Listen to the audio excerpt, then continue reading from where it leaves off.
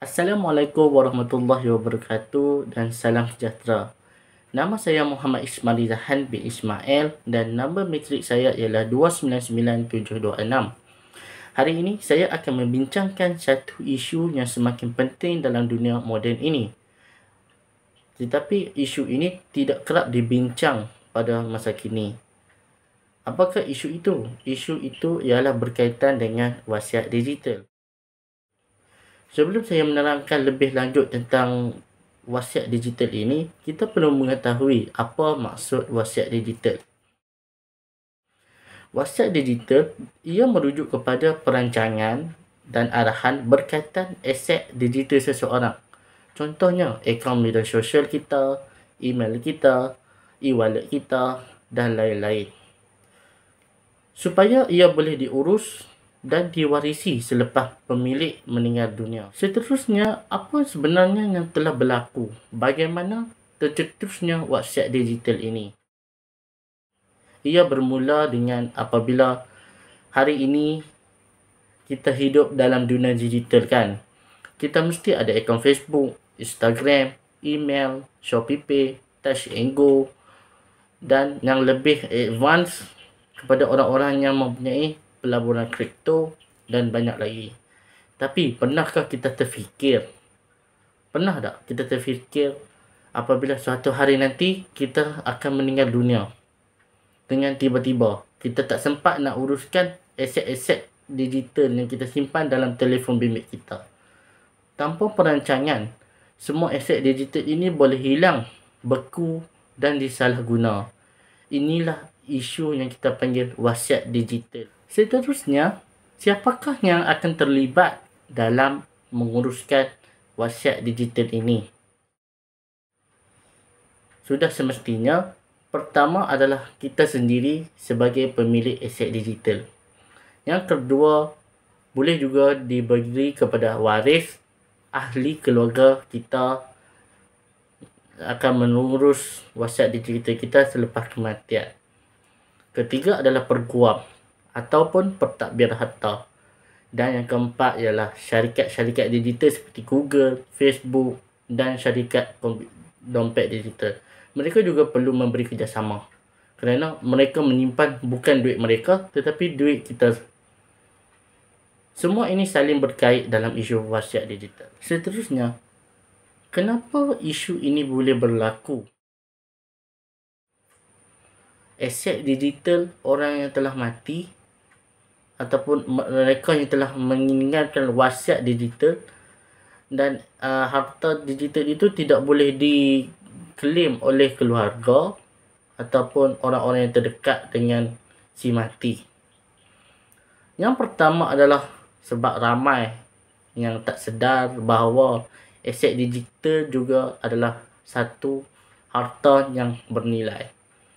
Yang kedua adalah ramai yang tidak membuat perancangan wasiat kerana anggap benda ni remeh sahaja.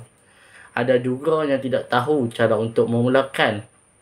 Mereka kalau tak tahu, mereka boleh merujuk kepada orang yang pakar seperti takaful dan sebagainya.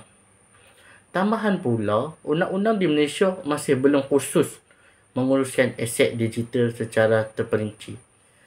Inilah sebab-sebabnya berlakunya aset digital ataupun lebih dikenali sebagai wasiat digital tidak boleh diwarisi dan diklaim oleh ahli keluarga dan rakan-rakan yang terdekat. Pada zaman moden ini, wasiat digital sangat penting. Kerana apa? Jika kita tiada wasiat digital, ia akan menimbulkan banyak kesan buruk kepada diri kita dan keluarga kita.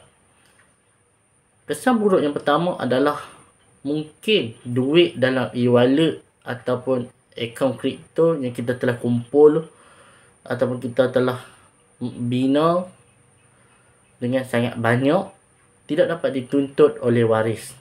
Rugi sajalah duit dalam akaun tu. Yang kedua adalah akaun media sosial terus aktif tanpa kawalan. Kita tahu akaun media sosial ini dia akan berkekalan jika kita tidak matikan ataupun kita tidak padam akaun tersebut.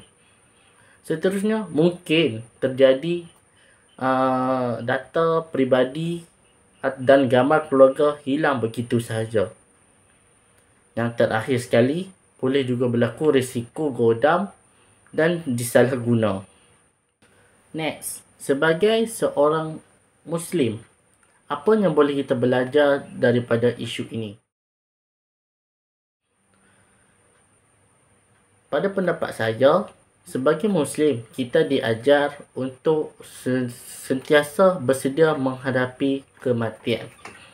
Rasulullah SAW pernah bersabda, tidak wajar bagi seseorang Muslim yang mempunyai sesuatu untuk diwasiatkan tidur selama 2 malam tanpa menulis wasiatnya.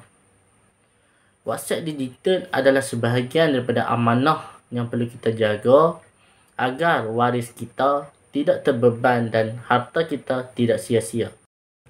Seterusnya, perasaan saya tentang isu ini, iaitu isu wasiat digital ini, ialah secara peribadinya, saya rasa isu ini sangat menyedarkan orang ramai. Kerana ramai antara kita, termasuk saya sendiri, belum buat senarai aset digital pun untuk diwasiatkan.